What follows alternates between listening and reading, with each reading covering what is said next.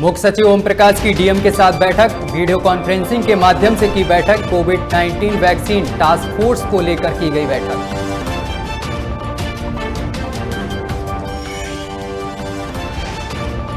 रुड़की में आप पार्टी अपना कुनबा बढ़ाने में जुटी। आप पार्टी के पदाधिकारियों ने दर्जनों लोगों को ज्वाइन कराई पार्टी।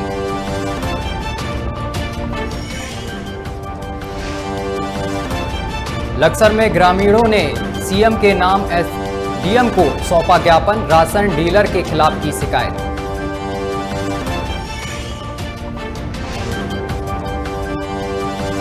हरिद्वार में सूरज सेवा दल ने विद्युत विभाग का किया घेराव कर विद्युत विभाग के खिलाफ की नारेबाजी। सतपुतली के नयार घाटी में विलखेत के पास मोटराइज पैरालैंडिंग शुरू, पर्यटन से बढ़ेगा रोजगार। नमस्कार, आप देख रहे हैं लोकमंच, मैं हूं आपके साथ सत्यम ठाकुर। रुक करेंगे उत्तराखंड की कुछ अहम खबरों का। आम आदमी पार्टी अब उत्तराखंड में अपना कुनबा बढ़ाने में जुटी हुई है। आपको बता दें कि आप पार्टी पदाधिकारियों ने दर्जनों लोगों को पार्टी ज्वाइन कराई है। साथ ही आप पार्टी के जोनल प्रभारी ने कहा है कि युवक रोजगार के लिए पलायन को विवश हैं। उत्तराखंड में शिक्षा और स्वास्थ्य सुविधाओं का अच्छा हाल नहीं है और सरकार चुनाव के समय जनता से किए वादे कर मुकर रही है, जो जनता के लिए धोखा है। उन्होंने ये भी कहा है कि उत्तराखंड में आम आदमी पार्टी 70 सीटों पर चुनाव लड़ेगी और उत्तराखंड की जनता को दिल्ली की तरह बिजली और सस्ता पानी देने के साथ युवाओं के लिए रोजगार की व्यवस्था करना हमारी प्राथमिकता होगी।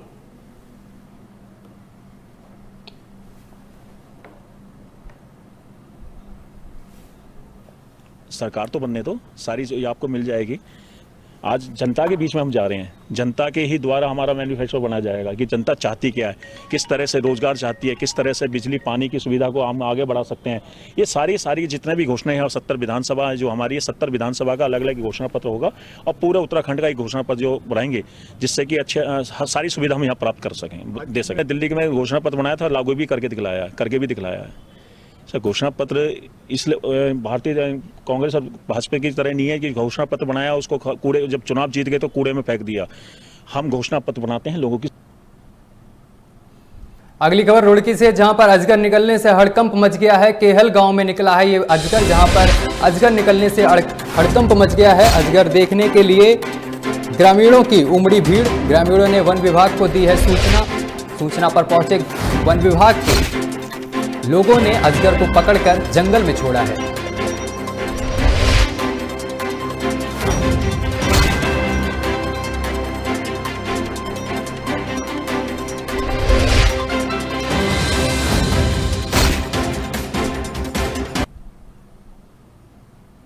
एक और केंद्र सरकार ऑल वेदर रोड बनाने की बात कर रही है, तो वहीं दूसरी तरफ जोशीमठ ओली मोटर मार्ग की खस्ता हालत किसी से छिपी नहीं है। ओली मोटर मार्ग पर देश और विदेश से पर्यटक ओली का दीदार करने आते हैं, लेकिन जोशीमठ ओली मोटर मार्ग पर जगह जगह खड्डे बने हुए हैं जिससे कभी भी हादसे हो सकते हैं। आपको बता दें कि जोशीमठ ओली 15 किलोमीटर की ये पूरी सड़क है जो कि जगह जगह खड्डे में तब्दील हो चुकी है, जिससे लोगों को वाहन से आने जाने में मुश्किलों का सामना करना पड़ता है। आपको बता दें कि दिसंबर से ओली में बर्फबारी शुरू हो जाती है। वहीं विश्व हिम क्रीड़ा स्थल ओली में कई तरह के राष्ट्रीय और अंतर्राष्ट्रीय प्रतियोगिताएं होती हैं, जिससे देखने के लिए देश विदेश से लोग आते हैं, जिनको इन गड्ढों के से गुजरना पड़ता है, जिससे उनको खासी दिक्कतों का सामना करना पड़ता है। जोशीमठ से ओली तक बिल्कुल खस्ता हाल पे है। ये कहीं पे भी ऐसे नहीं लगता है कि रोड होगी, ऐसा लगता है कि नाला है। हम डेली आए दिन आते जाते रहते ओली में भी घर है मेरा, लेकिन इस रोड की कंडीशन भी गंदी है। यहाँ गाड़ी चलाने को डर लगता है, ऐसा लगता है कि कभी भी कोई पड़ा अगली खबर चमोली से है, जहां पर भारतीय वायुसेना का चीनूक हेलीकॉप्टर गोचर में उतरा है। चीनूक हेलीकॉप्टर ने केदारनाथ पहुंचकर भारी मशीनें पहुंचाई हैं। आपदा प्रबंधन की टीम की देखरेख में भेजी गई हैं ये सभी मशीनें। जेसीबी मशीन, ट्रक सहित ट्रैक्टर के पार्ट भी केदारनाथ पहुंचाए गए हैं।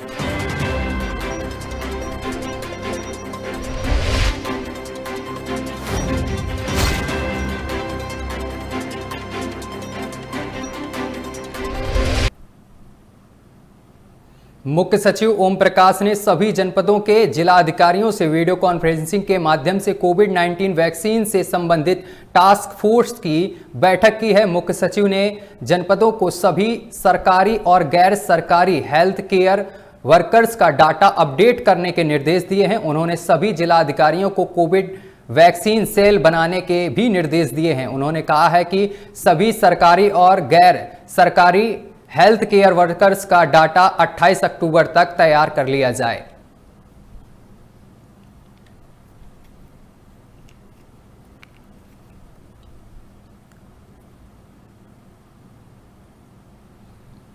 सड़क सुरक्षा और कोरोना महामारी की रोकथाम को लेकर परिवहन विभाग जागरूक अभियान चला रहा है। वहीं चमोली के गैरसैंण तहसील में यातायात सुरक्षा और कोविड की रोकथाम को लेकर एक शिविर का आयोजन किया गया। शिविर में पहुंचे करीब 50 वाहन चालकों के आंखों का चेकअप किया गया, सभी का स्वास्थ्य परीक्षण किया गया। इसी दौरान आरटीओ एविल रॉक्सी ने कहा है कि सभी लोगों को मास्क पहनना अनिवार्य है और बिना मास्क के किसी भी सवारी को गाड़ी में ना बैठाएं। साथ ही उन्होंने कहा है कि दारू पीकर गाड़ी बिल्कुल से न चलाएं।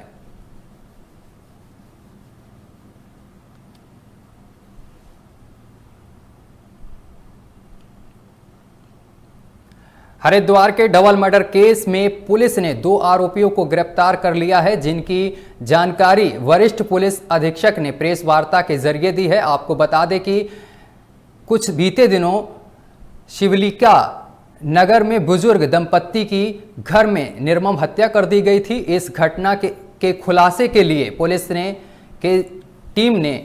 टीम लगाई गई थी, जिसके बाद पुलिस ने खुलासा किया है। कल शाम पुलिस ने डबल मर्डर में एक बदमाश विपिन को गिरफ्तार किया है। वहीं गिरफ्तार होने वाले विपिन ने इस घटना में कई खुलासे किए हैं।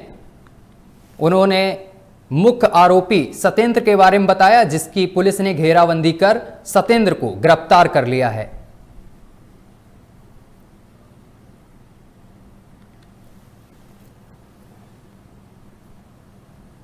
12 और 13 तारीख का रात में जो है J269 शिवालिक नहर में जो है एक जघन्य अपराध हो रहा है। इसमें जो वृद्ध दंपति थे, दोनों का हत्या करके इनका घर का लूट के लेके चले गए। तो इसका सूचना 13 तारीख इनका बेटी द्वारा हमारा पुलिस कंट्रोल रूम को दिया गया है। तो हम तत्काल रूप से टीम तैयार करके जो है इस पर लगे रहे थे कि लगभग जो 10 टीम इसमें काम कर रहे थे और लगभग जो है 1500 CCTV कैमरा हमने कंगाला है और लगभग जो है हमारा टीम 150 किलोमीटर रेडियस में जो है हर चीज़ को जाने पे हमें बहुत अच्छा सा क्लू मिला है।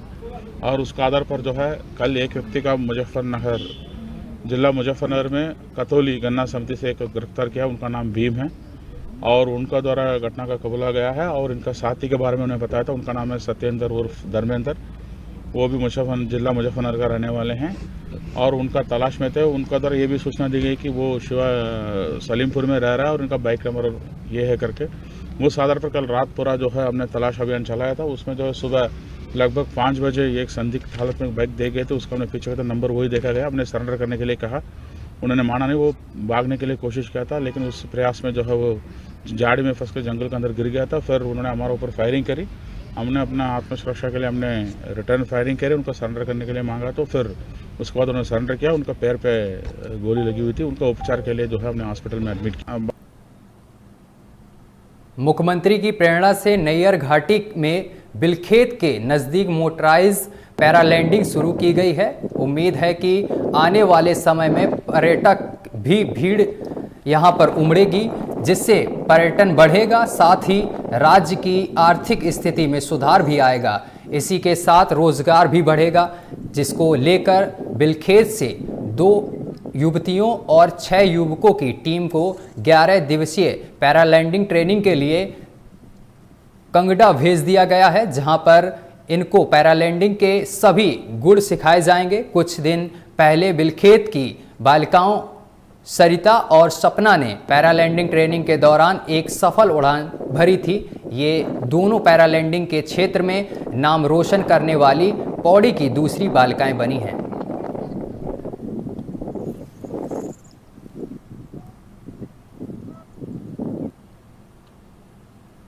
वहीं लश्कर में उप जिलाधिकारी पूर्ण सिंह राणा के जरिए मुख्यमंत्री के नाम एक ज्ञापन सौंपा गया। गांव के निवासियों ने इस पत्र में कई शिकायतें लिखी हैं, जैसे कि राशन डीलर के जरिए राशन ना देने और मूल से अधिक ब्लैक करने का आरोप लगाते हुए दुकान को निरस्त करने की मांग की है। साथ ही जिला पूर्ति अधिकारी और लश्कर पूर्ति निरीक्षक के विरुद्ध भी कार्रवाई की मांग की है। शिकायतकर्ता का आरोप है कि दोनों अधिकारी दुकानदार के साथ भ्रष्टाचार में लिप्त हैं।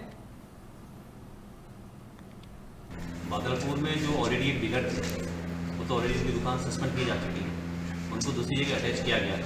उसके रिगार्डिंग भी लोगों का कहना ये है कि तो प्रॉपर उसके द्वारा वितरण नहीं किया जा रहा है और जितनी क्वांटिटी में मिलना चाहिए था राशन कार्ड के अकॉर्डिंग वो नहीं दिया जा रहा है और कुछ उसका जो चार्जेस है वो भी ज़्यादा लिया जा रहा है। तो उसी के रिगार्डिंग क्योंकि ऑलरेडी एक एप्लीकेशन कल आई थी और डीएम साहब के द्वारा भी उसको व्हाट्सएप के माध्यम से भेजा गया था, तो उसमें एक टीम गठित की गई जिसमें कि एडीओ पंचायत और तहसीलदार हैं, इनके माध्यम से टीम बनाई गई है। सारे राशन नहीं मिल रहा है और जो राधेलाल डीलर है पहले से सस्पेंड चल रहे हैं कोटा, उसी के यहीं से क्या नाम कोटा दुकान पर वितरण हो रहा है और मार्च और क्या नाम उसके कोटे से 3 महीने का कोटा क्या नाम पी रखा है उन लोग। गाँव वाले बहुत ज़्यादा समस्या गंभीर है, कोई भी कार्रवाई नहीं हो रही है। लक्सर के प्रतापपुर गांव में लाखों की कीमत से बनाया गया बारात घर आज खून के आंसू रोने को बदहाल है। बताया जा रहा है कि बारात घर के इस सरकारी भवन पर ग्रामीणों ने कब्जा कर लिया है। वहीं ग्रामीण भवन का जमकर दुरुपयोग कर रहे हैं। कुछ दबंग ग्रामीणों के जरिए बारात घर के परिसर में भैंसों के लिए चारा रखा गया है। खिड़की दरवाजे तोड़ दिए गए हैं। बड़ी मात्रा में कब्जा होने के बाद भी ग्राम प्रधान का इसकी ओर कोई भी ध्यान नहीं है। उप जिलाधिकारी पूर्ण सिंह राणा ने बताया है कि मामले मेरी संज्ञान में आया है और मामले को लेकर तत्काल ही खंड विकास अधिकारी को निर्देशित किया गया है। जल्द ही कार्रवाई की जाएगी।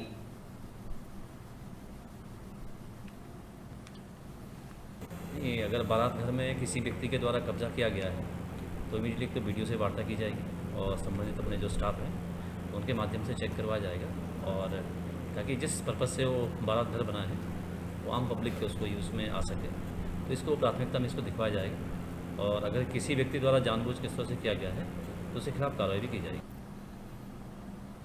हरिद्वार में सूरज सेवा दल के प्रदेश अध्यक्ष रमेश जोशी के नेतृत्व में कार्यकर्ताओं ने विद्युत विभाग का घेराव किया। साथ ही विद्युत विभाग के खिलाफ नारेबाजी भी की। सैकड़ों कार्यकर्ताओं के साथ उन्होंने अधिशासी अभियंता से पूछा कि लोग शिकायत करते हैं और कई दिनों तक उनकी शिकायतें दूर क्यों नहीं की जाती हैं। वहीं उन्होंने पूछा कि अच्छी क्वालिटी के मीटर क्यों नहीं लगा रहे हैं और क्यों राजस्व की चोरी करते हैं। उन्होंने ये भी पूछा है कि आईडीएफ मीटर कितने दिन में बदलने चाहिए और इसके लिए क्या गाइडलाइंस हैं। वहीं मौके पर अधिशासी अभियंता अनूप सिंह ने बताया है कि मौके पर जाकर लोगों की समस्याओं को दूर किया जाएगा। हमने यहाँ पर कितनी बार कंप्लेन की है लेकिन हमारी कंप्लेन का कोई एक्शन नहीं लिया जा रहा है बिल्कुल भी, और बिजली का बिल भी डबल दिया जा रहा है और बिजली के यहाँ पर जब मीटर ठीक नहीं होंगे, उनमें रीडिंग सही नहीं आएगी तो बिजली का बिल कहाँ से ठीक आएगा। जनता को परेशान किया जा रहा है, उनकी सुनवाई नहीं की जा रही है।